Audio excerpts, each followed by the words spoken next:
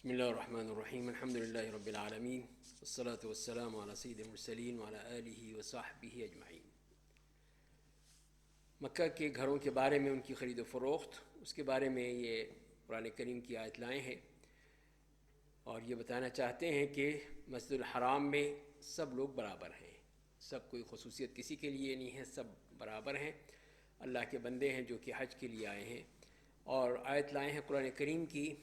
ان الذين كفروا يصدون عن سبيل الله والمسجد الحرام الذي جعلناه للناس سواء العاكف فيه والباد ومن يرد فيه بإلحاد بظلم نذقه من عذاب أليم، کہ بے شک جن لوگوں نے کفر کیا وہ اللہ کی راہ سے روکتے ہیں اور مسجد حرام سے، جس کو ہم نے سب کے لیے برابر بنا دیا ہے، سب کے لیے برابر ہے، وہ کوئی فرق نہیں ہے، جو اس میں اعتکاف کرنا چاہے اس کے لیے بھی، جو باہر سے آئے اس کے لیے بھی، اور جو بھی اس میں کسی قسم کا الحاد چاہے گا، کوئی بھی انحراف یا غلط کام کرنا چاہے گا، اس کو ہم دردناک عذاب چکھائیں گے۔ تو اس سے پھر امام بخاری نے یہی لیا ہے کہ خانہ کعبہ یا مسجد الحرام میں، مکہ مکرمہ میں سب کے لیے برابر ہے، وہاں پہ جو بھی آئے رہ سکتا ہے، اس کے لیے رہنے کی گنجائش ہے، اور اس کو کسی قسم کی منع کرنا، روکنا، وہ کسی طور پہ بھی جائز نہیں ہے۔ اسامہ بن زید کہتے ہیں کہ انہوں نے فتح مکہ کے موقع پر، اور ایک بعض میں آتا ہے کہ حج کے موقع پر، نبی کریم صلی اللہ علیہ وسلم سے پوچھا کہ کل آپ مکہ پہنچیں گے تو آپ کہاں اتریں گے، کہاں آپ کا قیام ہوگا، کس جگہ پہ آپ رہیں گے؟ تو آپ نے فرمایا کہ کیا عقیل نے ہمارے لیے کوئی گھر،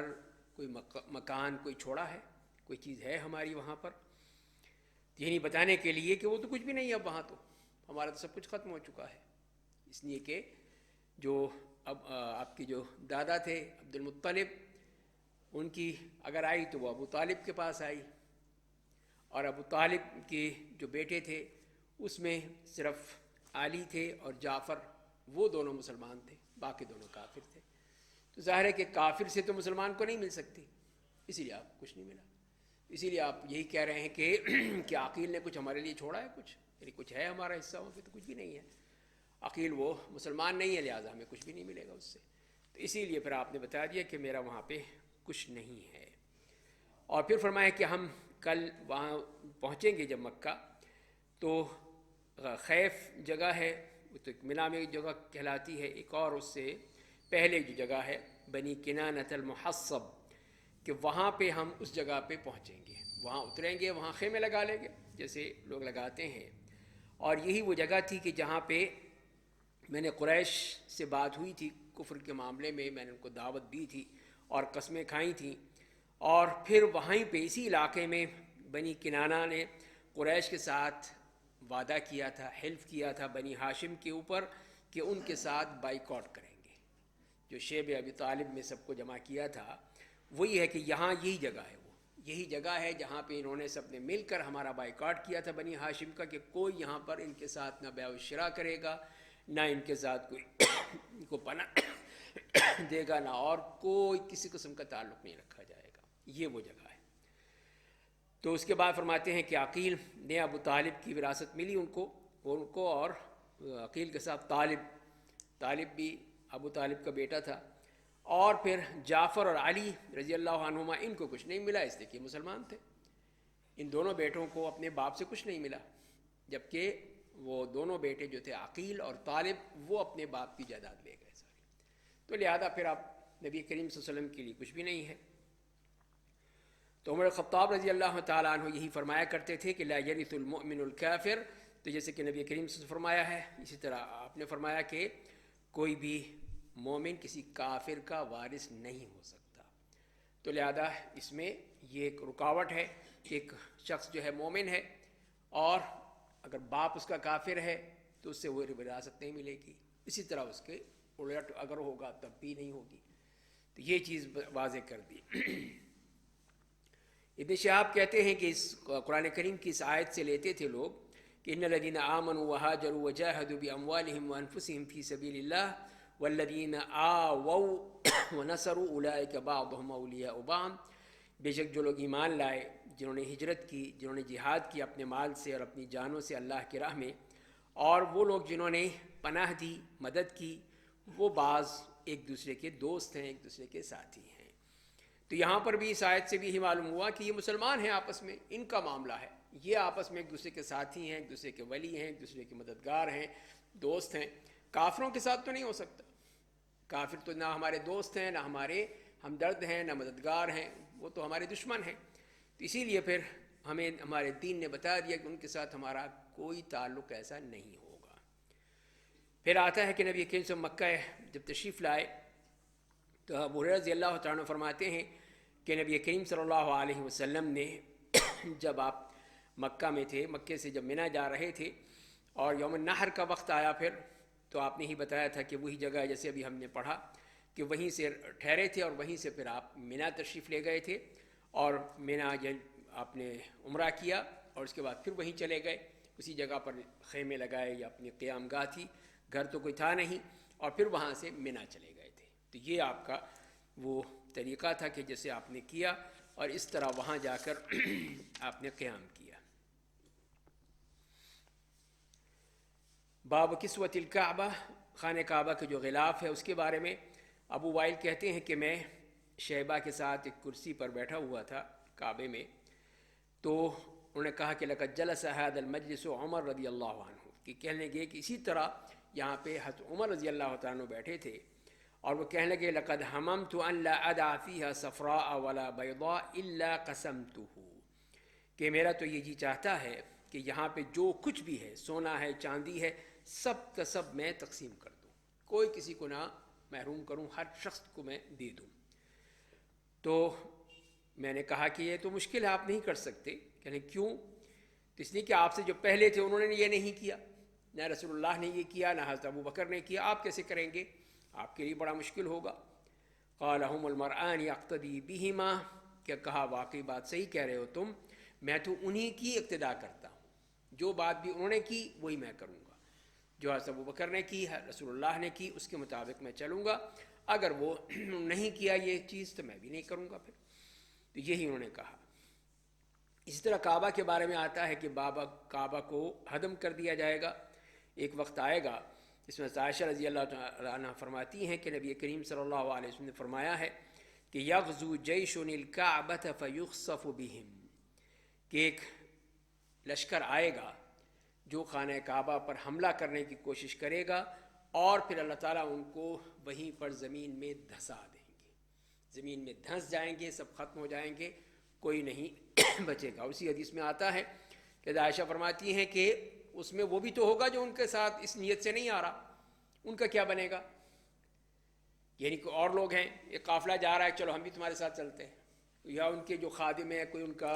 اونٹ لے کے جا رہا ہے، کوئی ان کی خدمت کر رہا ہے، کوئی ان کا اور کام کاج کر رہا ہے، وہ لوگ بھی تو ہیں، ان کا مقصد تو نہیں، وہ تو لڑنے نہیں آئے، یہ ہیں سب لوگ یہ جو لڑنے کے لیے آ رہے تھے، تو ان کا کیا بنے گا؟ تو آپ نے فرمایا کہ یبعثون علی نیاتہم، وہ اپنی اپنی نیتوں کے مطابق اٹھائے جائیں گے، مارے تو گئے لیکن وہ اپنی ان کی جو نیت ہے اس کو دیکھا جائے گا، اللہ تعالیٰ اس کے مطابق ان کو اٹھائے گا۔ تو جن کی نیت خانہ کعبہ کو تباہ کرنے کی ہے وہ سب مارے جائیں گے، تباہ ہوں گے، اللہ کے ہاں پکڑے جائیں گے، اور جو لوگ اس میں ان کے ساتھ ویسے ہی آ گئے تھے، ان کا مقصد میں یہ نہیں تھا، ان کو اللہ تعالیٰ بچا لے گا۔ اور ایک اور حدیث میں آپ یہی فرماتے ہیں کہ کانی بھی اسود افحج یقلعھا حجرا حجرا، کہ جیسے کہتے ہیں کہ جیسے کہ میں دیکھ رہا ہوں کہ ایک سیاہ شخص جو پٹانگیں پھیلا پھیلا کے چل رہا ہے، ایک ایک پتھر جو ہے اس کا اکھاڑ دے گا، یعنی کہ ایک وقت آئے گا جب کہ یہ کام ہوگا۔ تو ظاہر ہے کہ یہ قیامت کی نشانیوں میں سے تو ہو سکتا ہے۔ پھر خانہ کعبہ کے بارے میں جیسے بتا رہے ہیں کہ اس میں نماز ادا کرنے کے سلسلے میں کہ حضرت عبداللہ بن عمر رضی اللہ تعالیٰ عنہما فرماتے ہیں کہ جب بھی آپ خانہ کعبہ میں یا وہ جب داخل ہوتے تھے خانہ کعبہ میں تو اپنے سامنے کچھ آگے چلتے تھے، اور پھر دروازہ جو ہے پیچھے کر لیتے اپنے، اور اس کے بعد پھر آگے چل کر دیوار کی طرف کھڑے ہو کر وہاں پہ 2 رکعت نماز پڑھتے تھے، اور وہی کوشش کرتے تھے کہ وہی جگہ ہو جہاں پہ رسول اللہ صلی اللہ علیہ وسلم نے نماز پڑھی ہے، یا وہاں پر آپ نے یہ سنت ادا کی ہے۔ تو اسی لیے فرماتے ہیں کہ انہوں نے بلال سے پوچھا تھا، بلال سے، کہ آپ نے کہاں نماز پڑھی تھی، کس جگہ پہ، کس ستون کے ساتھ، کس پورے ایک ایک چیز پوچھی ان سے۔ تو انہوں نے بتایا کہ یہ جگہ تھی، اس طرح آپ نے 2 ستون ادھر کیے، 2 ستون ادھر تھے، آپ بیچ میں کھڑے ہوئے اور پھر آپ نے وہاں پہ 2 رکعت نماز پڑھی تھی. اسی لیے عبداللہ ابن عمر بھی یہی کوشش کرتے تھے. اور لیکن اس کے ساتھ ساتھ یہ بھی کہتے ہیں کہ جو چاہے جہاں پڑھ لے، خانہ کعبہ کے اندر اگر کوئی پڑھتا ہے تو وہاں تو کوئی جگہ مخصوص نہیں ہے، نہ کوئی جہت مخصوص ہے، جدھر بھی چاہے منہ کر کے پڑھ لیں تو وہ پڑھی جا سکتی ہیں، نماز ہو جائے گی. تو اسی لیے اس میں کسی قسم کا کوئی بھی حرج نہیں ہے. اس کے بعد کہتے ہیں باب من لم يدخل الکعبہ، کہ جو کہ کعبے میں داخل نہیں ہو سکا، اس کے لیے کیا مسئلہ ہے. تو عبداللہ ابن عمر رضی اللہ عنہ فرماتے ہیں کہ وہ حج کیا کرتے تھے لیکن ہمیشہ نہیں داخل ہوتے تھے، یہ کہ ہر دفعہ جائیں اور جا کے خانہ کعبہ کے اندر داخل ہوں، ایسا نہیں تھا. بس وہ ایک دفعہ گئے ہیں، جیسے انہوں نے سنا رسول اللہ گئے ہیں اندر تو وہ گئے تھے، ورنہ ہمیشہ نہیں ہوتے. تو عبداللہ ابن ابی اوفا کہتے ہیں کہ رسول اللہ صلی اللہ علیہ وسلم نے عمرے کیے، کئی دفعہ آپ تشریف لے گئے، 4 عمرے آپ کے معروف ہیں. تو آپ نے خانہ کعبہ کا طواف کیا اور مقام ابراہیم کے پیچھے 2 رکعت نماز پڑھی، اور اس کے ساتھ ساتھ آپ کے ساتھ اور لوگ بھی تھے. ایک شخص نے کہا کہ نبی کریم صلی اللہ علیہ وسلم کعبے میں داخل ہوئے تھے، تو جواب ملا کہ نہیں، داخل نہیں ہوئے تھے. تو اس کا مطلب یہ ہے کہ اس میں داخل ہونے کی کوئی فضیلت اس طرح کی نہیں ہے کہ اس کسی کو موقع مل جائے. لیکن جبکہ ایک حتیم موجود ہے، حتیم کا علاقہ بھی خانہ کعبہ ہی ہے، اس کے اندر نماز نہیں پڑھی جاتی، فرض نماز. اگر کوئی نفل پڑھنا چاہتا ہے وہاں جا کے پڑھ لے، اس کا شوق پورا ہو جائے گا. اور پھر ابن عباس رضی اللہ عنہ فرماتے ہیں کہ رسول اللہ جب مکہ تشریف لائے تھے کہ تو خانہ کعبہ میں آپ نے دیکھا کہ اس میں بت رکھے ہوئے ہیں، جو انہیں بت سجا کے رکھے ہوئے تھے خانہ کعبہ کے اندر بھی باہر بھی پوری اس مسجد میں. تو آپ نے کہا کہ جب تک کہ یہ صاف نہیں ہوں گے، نکلیں گے نہیں، میں نہیں جاؤں گا، اس میں اندر قدم نہیں رکھوں گا. تو پھر آپ نے حکم دیا تو سارے جتنے بھی اس میں بت رکھے ہوئے تھے سب نکال دیے گئے، خانہ کعبہ کو پاک کر دیا گیا، اس کی دیواروں پر یا کہیں پہ کوئی چیز بنی سب صاف کر دی گئی. اور اس میں انہوں نے حضرت ابراہیم اور اسماعیل کی تصویریں بنا رکھی تھیں کہ ان کے ہاتھ میں وہی ازلام تھے، ازلام وہی تیر جس کے ذریعے سے وہ فال نکالتے تھے، فال نکالتے تھے کہ کریں یا نہ کریں، تو وہ ایک فال نکلتی تھی ان کی. تو دیکھا کہ وہ بھی ہاتھ میں لیے ہوئے ہیں، اس کی انہوں نے تصویریں بنا رکھی ہیں خانہ کعبہ کی دیواروں پر. تو وہ پھر مٹائی گئی. اور نبی کریم صلی اللہ علیہ وسلم نے دیکھا تو کہا کہ قاتلہم اللہ، اللہ تعالیٰ ان کو برباد کرے، ہلاک کرے کہ یہ کس طرح کی زیادتی کرتے ہیں. تو وہ جانتے ہیں اللہ کی قسم کہ انہوں نے کبھی بھی یہ کام نہیں کیا، یہ تم کفار کا کام تھا. حضرت ابراہیم اسماعیل جیسے شخص وہ یہ کام کریں گے. اور پھر ایک میں روایت میں آتا ہے کہ وہیں پہ حضرت ابراہیم علیہ السلام، حضرت مریم، ان کی تصویریں بھی بنا رکھی تھیں. اور یہ بھی ہے کہ آپ نے فرمایا کہ ان کو نہیں معلوم کہ فرشتے اس گھر میں داخل نہیں ہوتے جہاں پہ تصویریں ہوں، جس گھر میں تصویریں ہوں وہاں نہیں آتے. کوئی دیکھو ابراہیم کو انہوں نے کس طرح تصویر بنائی ہے کہ وہ استقسام کر رہے ہیں، اور پھر آپ خانہ کعبہ میں داخل ہوئے اور اس کے چاروں کونوں پہ اللہ اکبر کہا آپ نے، چاروں کونوں کو جیسے کہ آپ پاک کر رہے ہیں اس کو، اور پھر نکل گئے، نماز نہیں پڑھی. تو یہ دونوں طرح کی ہمیں احادیث ملتی ہیں کہ بعض میں ہے کہ آپ نے نماز پڑھی تھی، بعض میں ہے کہ آپ نے نہیں پڑھی تھی. تو ہو سکتا ہے یہ اوقات کا معاملہ ہو، جس وقت آپ گئے تھے فتح مکہ کے موقع، اس وقت آپ تو صفائی کی، صرف نہیں پڑھا. اس کے بعد دوبارہ گئے ہیں حج کے موقع پر، تو پھر آپ نے ہو سکتا ہے پڑھی ہو نماز. اس لیے کہ جیسے کہ حضرت بلال کا آتا ہے، حضرت بلال تھے آپ کے ساتھ اور 1-2 اور صحابہ کرام تھے، ان کے ساتھ آپ گئے تھے اور آپ نے نماز پڑھی تھی. اس کے بعد ایک اور ہم طواف میں ایک سنت ادا کرتے ہیں، وہ ہے رمل کی. رمل کے بارے میں وہ یہاں پہ بتا رہے ہیں کہ رمل سے مراد یہ ہوتی ہے کہ جیسے کہ پہلوان اپنے اکھاڑے میں پوری طرح وہ چلتا ہے اکڑ اکڑ کے، اس طرح چلنا ہے ذرا ٹھہر ٹھہر کے، اور وہ تو آہستہ آہستہ قدم اٹھاتے ہوئے. تو اس کے بارے میں تو عبداللہ ابن عباس کہتے ہیں کہ نبی کریم صلی اللہ علیہ وسلم تشریف لائے اس سال جس کے معاہدہ ہو چکا تھا ان سے، کفار مکہ سے صلح حدیبیہ ہو چکی تھی، اور اس میں یہ تھا کہ اس سال آپ چلے جائیں، اگلے سال آئیں اسی مہینے میں، اور آ کر پھر عمرہ کر لیں، اس شرط پہ کہ آپ کی جو تلواریں ہوں سب میانوں میں ہوں، کوئی چیز باہر نہ ہو، اور پھر 3 دن رہیں گے یہاں پر، عمرہ کریں گے، اس کے بعد چلے جائیں گے. تو یہ طے ہو گیا تھا. اسی لیے پھر آپ آئے. تو مشرکین نے کہا کہ یہ ذرا دیکھنا ان کو، دلوں میں تو تھا نا، ان کے دلوں میں جو خناس بھرا ہوا تھا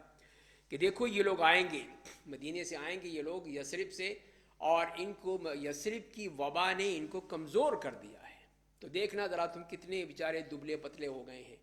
مکے میں تو بڑے موٹے تازے تھے، اب یہاں سے آئے ہیں مکے مدینے سے، یہ بیمار ہو کر آئے ہیں، تو ان کے جسم کتنے کمزور ہو گئے ہیں۔ تو نبی کریم صلی اللہ علیہ وسلم کو اللہ تعالیٰ نے بتا دیا، تو آپ نے پھر صحابہ کرام کو حکم دیا کہ جو 3 چکر ہیں اس میں وہ رمل کریں گے، یعنی اسی طرح چلیں گے ذرا پوری طرح چست و چالاک ہو کے اور چھوٹے چھوٹے قدم اٹھا کے، اور یہی کہا کہ تاکہ مشرکین تمہاری طاقت کو دیکھیں، اور وہ سب جو تھے مکہ چھوڑ کے پہاڑوں پہ چلے گئے تھے، پہاڑوں پہ بیٹھ کے دیکھ رہے تھے ان کو، مدینے والوں کو، کہ یہ مدینے سے آئے ہیں لوگ، اور ان کی حالت دیکھ رہے تھے، جیسے انہوں نے آپس میں پروپیگنڈا کر لیا تھا، افواہ پھیلا دی تھی کہ یہ بہت کمزور ہو گئے ہیں، اب یہاں دیکھ رہے ہیں یہ تو بالکل کتنے بہادر اور کتنے سخت جان اور معلوم ہوتے ہیں، تو یہ ہیں تو اسی لیے پھر وہ آپ صلی اللہ علیہ وسلم نے جو ان کو حکم دیا تو کہ رمل کرنا، تاکہ ان کو معلوم ہو کہ ہم اس طرح کمزور نہیں ہو گئے، بیمار نہیں ہیں، اور خاص طور پہ مقام ابراہیم، حجر اسود اور جو رکن یمانی ہے اس کے درمیان، مابین رکنین جسے کہا جاتا ہے، یہاں پر، اس لیے کہ ان کو وہاں سے نظر آتا تھا، آگے چلے جاتے تو نظر نہیں آتا تھا ان کو، اسی لیے کہ یہاں پہ ذرا تم اچھی طرح ان کو دکھانا کہ ہم اس معاملے میں کس طرح طاقتور ہیں، کمزور نہیں ہیں۔ اور پھر آپ کو یہ ہے کہ آپ نے تمام چکروں میں نہیں کہا کہ 7 چکروں میں ہی کرو، اسی لیے کہ تھک نہ جائیں، ذرا ہو سکتا ہے کہ کچھ لوگ کمزور بھی ہوں، تو اسی لیے صرف 3 چکروں میں ہی کہا، تو یہ وہ سنت ہے جو نبی کریم صلی اللہ علیہ وسلم نے کہی ہے۔ پہلے 3 چکروں میں یا کسی بھی 3 چکروں؟ پہلے 3 چکروں میں، پہلے 3 چکروں میں ہی ہے کہ وہ رمل کیا جائے گا،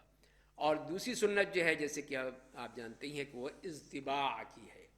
کہ وہ جو آپ کا احرام ہے اس کو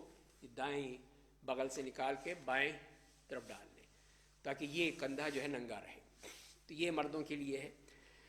تو یہ بھی سنت ہے، اس کو بھی کرنے کا آپ نے کہا صحابہ کرام کو کہ اس طرح کرو، تو وہ پھر طواف کے دوران ہوگی، صرف طواف کے دوران، طواف کے چکروں میں ہوگی، اور پھر اس کے بعد جب آپ سنتیں پڑھیں گے تو پھر اپنے کندھے ڈھک لیں گے، تو یہ ہے۔ اور حج میں دیکھیں تو پورا حج ہی اسی طرح ہو رہا ہے، یہ غلط طریقہ ہے، کہ تو اس لیے کہ نماز میں دونوں کندھے ڈھکے ہوئے ہونے چاہیے، ڈھانپ کے پڑھنا چاہیے، تو اب احرام میں ہے تو اس میں بھی آپ ڈھانپ لیں، اس میں تو منع نہیں ہے، سر پہ نہیں ڈھانپ لیں، سر پہ کچھ نہیں پہننا، نہ ٹوپی نہ پگڑی نہ کوئی چادر، لیکن کندھوں پہ لازمی ہے کہ کندھوں، سطر کا حصہ کہہ لیجیے، یہ نماز میں ہے، سطر تو اتنا ہی ہے کہ آدمی کی ناف سے لے کر گھٹنوں تک، یہ ہے سطر مرد کا، تو یہ تو ہونا ہی چاہیے، ہر حالت میں ڈھکا ہونا چاہیے، لیکن نماز میں یہ ہے کہ کندھے ننگے نہیں ہونے چاہیے، کندھوں پر کوئی نہ کوئی آدمی اگر گرمیوں میں جیسے ہے تو کوئی چادر ڈال لے یا کوئی اور چیز پہن لے تاکہ وہ کندھے ڈھکے ہوئے ہوں، اسی لیے پھر یہ ہے کہ استباع میں اگر کندھا ننگا بھی کیا ہے تو جب نماز پڑھیں گے آپ، سنت پڑھیں گے طواف کی 2 رکعت، تو اس وقت پھر اپنے کندھے کو ڈھانپ لیں۔ اور عبداللہ ابن عمر رضی اللہ عنہ فرماتے ہیں کہ میں نبی کریم صلی اللہ علیہ وسلم کو دیکھا جب آپ مکہ تشریف لائے حج میں یا عمرے میں، تو آپ نے حجر اسود کو استلام کیا، سب سے پہلے آ کر وہی کیا اللہ اکبر کہہ کے وہاں سے، اور اس کے بعد پھر آپ نے 3 چکر جو لگائے 7 میں سے، وہ اسی میں ذرا آپ نے تیزی دکھاتے ہوئے، اور 4 میں باقی 4 چکروں میں آرام سے چلتے رہے جیسے کہ طریقہ ہے، اس کے بعد پھر آپ نے 2 رکعت نماز ادا کی، پھر آپ چلے گئے صفا اور مروہ کی طرف، وہاں جا کر آپ نے ان کی سعی کی، تو میں نے پوچھا نافع سے کہ کیا عبداللہ بھی اسی طرح کیا کرتے تھے جیسے کہ نبی کریم صلی اللہ علیہ وسلم نے کیا تھا،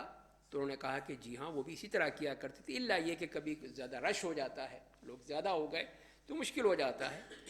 لیکن کوشش کرتے تھے، اور حجر اسود کو بھی استلام کرنے کی بھی کوشش کرتے تھے کہ اس کو استلام کریں، بوسہ دیں یا ہاتھ لگائیں، اور پھر وہ طواف شروع کرتے تھے، لیکن اگر رش ہوتا تو پھر وہ پیچھے ہٹ جاتے تھے۔ اور عمر الخطاب رضی اللہ تعالیٰ سے روایت کرتے ہیں، اسلم کہتے ہیں کہ حضرت عمر ایک دفعہ طواف کر رہے تھے، تو جب حجر اسود کے پاس آئے بوسہ دیا اس کو، اور پھر کہا کہ اما واللہ انی لأعلم انک حجر لا تضر ولا تنفع، اللہ کی قسم میں جانتا ہوں تو ایک پتھر ہے، نہ کسی کو نقصان پہنچا سکتا ہے نہ نفع پہنچا سکتا ہے، لیکن میں تجھے بوسہ کیوں دیتا ہوں؟ وہ اس لیے کہ میں نے رسول اللہ صلی اللہ علیہ وسلم کو دیکھا ہے کہ آپ نے اس کو پتھر کو بوسہ دیا، اس لیے میں تجھے بوسہ دیتا ہوں، اور اگر آپ نے بوسہ نہ دیا ہوتا تو میں بھی نہ دیتا اس کو۔ تو یہ بتا دیا کہ ہمارے کام جو ہیں وہ سنت کے مطابق ہو رہے ہیں، رسول اللہ کے احکام کے مطابق ہو رہے ہیں، اللہ کے احکام کے مطابق ہو رہے ہیں، کوئی ہماری مرضی سے نہیں ہے کہ ہم جو چیز اچھی لگے ہم بھی شروع کر دیں، کہ اب یہ بھی ہے کہ اس کے دروازے بھی چومنے شروع کر دیں اور اس کی دیواریں بھی چومنی شروع کر دیں، اس میں جو بندے بیٹھے ہیں ان کو بھی متبرک سمجھنا شروع کر دیں، نہیں۔ تو یہ ہمیں وہ درس دے دیا حضرت عمر رضی اللہ تعالیٰ عنہ نے کہ اس پتھر کو چومنے کی بھی وجہ ہے، اور وہ یہ ہے کہ نبی کریم صلی اللہ علیہ وسلم نے چوما ہے، بس اس سے بڑھ کر اور کچھ نہیں ہے۔ تو اسی جو صاف کہہ دی تو ایک پتھر ہے، جب کوئی نفع ہے نہ نقصان تجھ سے، لیکن رسول اللہ نے جو اس کو بوسہ دیا تو میں بھی دے رہا ہوں۔ اور اس کے بعد پھر انہوں نے یہی کہا، پھر رمل کے بارے میں جیسے ابھی بات ہوئی تو انہوں نے یہی کہا کہ ہم نے اسی لیے دکھانے کے لیے کیا تھا کہ مشرکین دیکھیں، ذرا غور سے دیکھیں کہ ہم دبلے پتلے ہیں، کمزور ہیں یا طاقتور ہیں، اس لیے اللہ تعالیٰ نے ان کو برباد کیا، لیکن ہم نے ان کے لیے یہ کیا تھا۔ اور پھر فرماتے ہیں کہ جو بھی نبی کریم صلی اللہ علیہ وسلم نے کام کیا ہے تو ہم بھی یہی چاہتے ہیں کہ ہم اسی طرح کریں، اس کو چھوڑنا نہیں چاہتے، جو بھی آپ نے کام کیا تھا حج میں وہی ہم کریں گے۔ وہ اسی لیے کہ آپ نے یہی کہا تھا کہ خذوا عنی مناسککم، مجھ سے اپنے مناسک سیکھ لو، ہو سکتا ہے میں اگلے سال نہ مل سکوں تم سے، تو اس سال جو بھی ہے سیکھ لو، کر لو، چھوڑنا نہیں۔ اسی لیے ہم چاہتے ہیں کہ جو بھی حضرت عمر نے رسول اللہ نے کیا ہے ہم بھی کریں۔ تو یہ حضرت عبداللہ ابن عمر اور حضرت عمر کا یہی خیال تھا، اور ابن عمر بھی یہی کہتے ہیں کہ میں نے کبھی بھی جب بھی طواف کیا ہے، یہ دو رکن جو ہیں، رکن یمانی اور حجر اسود، ان کو میں نے کبھی نہیں چھوڑا ہے، جب سے میں نے دیکھا کہ نبی کریم صلی اللہ علیہ وسلم اس کو استلام کرتے تھے، رکن یمانی کو ہاتھ لگاتے تھے اور حجر اسود کو بوسہ دیتے تھے یا ہاتھ لگاتے تھے۔ اور پھر یہی پوچھا گیا کہ کیا دونوں کے درمیان چلتے تھے، تو انہوں نے کہا جی ہاں، اس میں وہ چل کے جاتے تھے تاکہ وہ آرام سے اس کو بوسہ دے سکیں۔ اور ابن عباس رضی اللہ عنہ فرماتے ہیں کہ نبی کریم صلی اللہ علیہ وسلم نے خانہ کعبہ کا طواف کیا حجۃ الوداع کے موقع پہ، آپ اپنے اونٹ پر سوار تھے، تو سواری پر سوار ہو کے بھی طواف کیا جا سکتا ہے۔ اور جب بھی حجر اسود کے پاس آتے تھے تو پھر اس کا بھی استلام کرتے، آپ کے ہاتھ میں جو لاٹھی تھی، محجن کہتے ہیں، جس میں آگے لوہا لگا ہوتا ہے، اس سے چھوتے تھے اور اس کے ذریعے ہی سے استلام کرتے، اللہ اکبر کہہ دیتے تھے، اس طرح آپ کا استلام تھا۔ تو یہ آپ کا طریقہ تھا خاص طور پہ استلام کرنے کے سلسلے میں، اور یہی بتایا گیا صحابہ کرام نے بھی کہ یہی دو ہیں بس، رکن یمانی اور حجر اسود، باقی جو دو کونے ہیں دوسرے، ان کو نہ ہاتھ لگایا جائے گا، نہ چوما جائے گا، نہ استلام کیا جائے گا، کچھ نہیں کیا جائے گا، اس لیے کوئی سنت ہی نہیں ہے۔ تو جو رسول اللہ نے کیا ہے وہی ہمیں دینے کے حوالے سے بھی تو وہی چیز ہمیں بتائی گئی کہ ہم نے جو کیا ہے وہی ہم نے کرنا ہے۔ اور پھر اس کے بعد 2 رکعت نماز پڑھنی ہے، پھر صحیح کرنی ہے۔ عورتوں کا ہے مردوں کے ساتھ طواف کرنے کے سلسلے میں، تو اس میں کہتے ہیں کہ عطا ابن ہشام نے عورتوں کو مردوں کے ساتھ طواف کرنے سے منع کر دیا تھا اپنے دور میں۔ تو ان سے کہا گیا، کسی نے کہا کہ تم کیسے منع کر سکتے، تمہیں کیا طاقت ہے، تم اگر اس وقت حاکم بن گئے ہو تو تمہیں کس نے یہ پاورز دی ہیں کہ تم عورتوں کو منع کرو کہ وہ طواف نہ کریں، جبکہ نبی کریم صلی اللہ علیہ وسلم کے دور میں اسی طرح ہوتا تھا کہ مرد بھی ہوتے تھے، عورتیں بھی ہوتی تھیں۔ تو پوچھا گیا کہ یہ حجاب سے پہلے یا حجاب کے بعد، تو یہی جواب ملا کہ بالکل حجاب کے بعد بھی اسی طرح تھا کہ حجاب ہو چکا تھا، احکام آ چکے تھے حجاب کے، پردے کے۔ تو میں نے کہا کہ وہ پھر مردوں کے ساتھ چلتی تھیں، ادھر مرد ہیں ادھر عورتیں ہیں، کس طرح ہوتا تھا؟ تو انہوں نے کہا کہ نہیں، وہ ان کے ساتھ مل کر نہیں چلتی تھیں، عورتیں الگ اپنی چلتی تھیں، مرد الگ چلتے تھے، اس طرح خیال رکھتے تھے وہ اپنے اسی معاملے میں۔ اور پھر اسی طرح حضرت عائشہ رضی اللہ عنہا کا معاملہ تھا کہ وہ طواف کرتی تھیں اسی طرح وہاں پہ، لیکن مردوں سے الگ ہو کے، مردوں سے بچا کے اپنے آپ کو الگ الگ کرتی تھیں۔ تو ایک عورت نے کہا کہ چلو جا کے ہم ام المومنین حضرت عائشہ سے جا کے سلام کر لیں اس معاملے میں. تو قالت عنکی وابت، انہوں نے کہا نہیں ہٹ جاؤ بھائی، طواف کر رہی ہیں تم، سلام دعا شروع ہو جائے گی یہاں کی، یہ سلام دعا کی جگہ تھوڑی ہٹو. تو انہوں نے ان کو ہٹا دیا، پھر وہ بات نہیں کی ان سے. اور یہ بھی ہے کہ پھر وہ بعض دفعہ رات کو نکلتی تھیں خواتین، خاص طور ازواج مطہرات، رات کو رش نہیں ہوتا ہے، سناٹا ہے، تو اس میں آتی تھیں اور پھر وہ طواف کرتی تھیں. اور خانہ کعبہ کے بارے میں ہے کہ اس میں داخل تھیں یا نہیں تھیں، اس کے بارے میں کہ اس میں کوئی اگر ہے بھی تو مردوں کو نکال کر اور پھر ان کو عورتوں کو اجازت دے دی جاتی تھی. یہ اس معاملے میں تھا. تو یہ تمام چیزیں بتا دی گئیں کہ یہ طریقہ تھا، لیکن اس وقت خیال رکھتے تھے کہ عورتیں مردوں کے ساتھ بری طرح وہ اختلاط نہ ہو، عورتیں الگ سے طواف کریں، مرد الگ سے کریں. اور یہی اسی لحاظ سے یہ بھی کوئی وہ نہیں ہے کہ دلیل اس بات کی کہ جیسے یہ وہاں پہ جمع ہو سکتے ہیں لہذا کہیں بھی جمع ہو سکتے ہیں، یہ کوئی دلیل نہیں ہے. تو اسی لیے ہمیں تو اجازت دے دی گئی کہ وہ آ سکتی ہیں، مردوں کے ساتھ طواف کر سکتی ہیں، لیکن خیال رکھیں